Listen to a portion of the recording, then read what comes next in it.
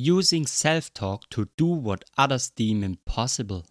Before we start with the video, only a small percentage of you are actually subscribed, so please subscribe, it's free and you can always change your mind.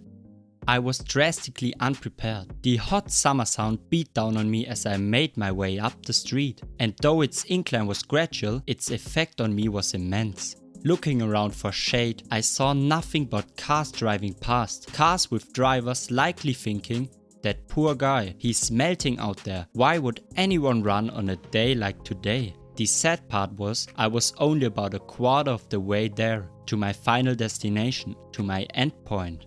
And so, my run continued, up, hill after hill after hill, slowly gaining elevation, slowly making my way along.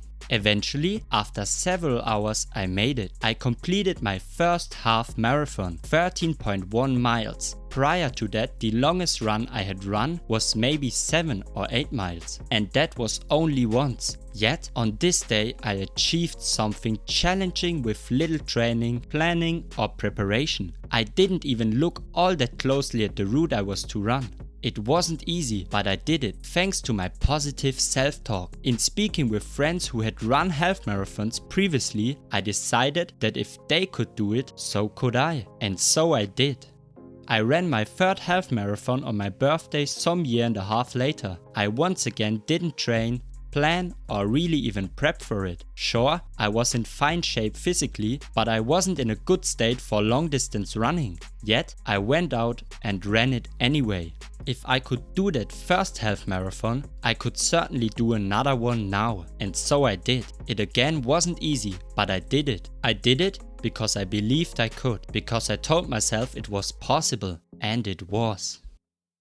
You can do it. The examples don't stop there though. A few weeks ago I completed a 48-hour fast, meaning I ate dinner on Sunday, then didn't eat again until dinner on Tuesday. It was surprisingly easy. I was never actually worried about it because I knew it was possible. I had recently finished a book detailing how to safely fast over prolonged periods of time. If they could do it, so could I. Unlike my half marathon experiences, I was prepared for this. I had my beverages ready, my schedule filled with distractions and my strategy for breaking the fast in a healthy way. When the fast ended, I was barely hungry. In fact, I debated pushing it out a couple extra days, but I decided against it, not wanting our groceries to go to the waste. Still, I did it. 48 hours fast complete. When I told people about it afterward, you could clearly make out surprise and confusion on their faces. "Wait, what? You didn't eat for 2 days?" I'd reply, "Right, it was easy too."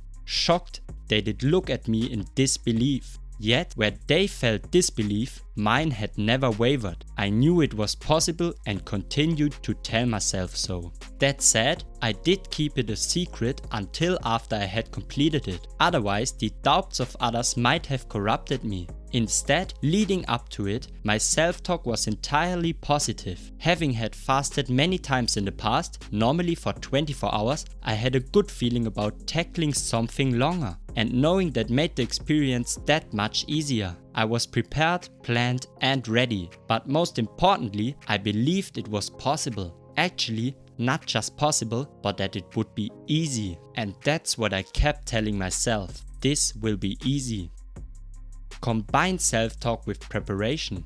Claiming that in order to achieve difficult things, all you need is positive self-talk is overly simplistic and even dangerous. However, it would be inaccurate to say that it isn't a factor in garnering success. Because while you may be prepared physically, if you aren't prepared mentally, if you don't feel that what you are doing is possible, nothing else will matter. You need both. In fact, I find that one often leads to the other. For instance, knowing that I've done my research, have practiced beforehand and know what to expect makes believing in myself that much easier. It makes my self-talk that much more specific and encouraging.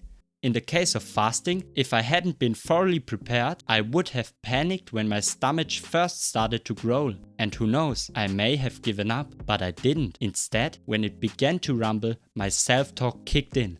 Okay, You knew this was going to happen. Go drink some sparkling water and ride out the wave. It will pass. You are doing great. I encouraged myself to keep going in a loving, understanding, positive way. And thus I kept going.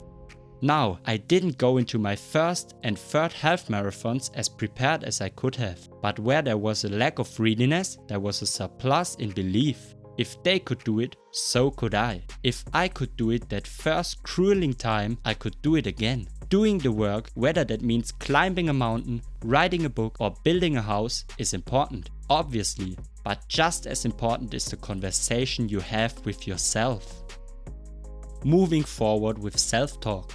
How do you develop the kind of self-talk that allows you to do the impossible? In short, look around. Though what you are trying to do may seem inconceivable, there is likely someone out there that has done it successfully. Find them, talk with them, learn from their experience. Then let those findings serve as encouragement. If they could do it, so could I. Or better still, use your previous experiences to inspire you further. If I could do that first half marathon, I could certainly do one now. Last year, I completed a little over 1 book a week. That's more books than I thought possible for me to ever get through. But I did it. How? I did research. I found articles written by people that had done what I was after. From there, I learned from their experiences, made a plan and took action. All the while, I told myself it was possible. If they could do it, so could I. And so did I. And so I still continue to do.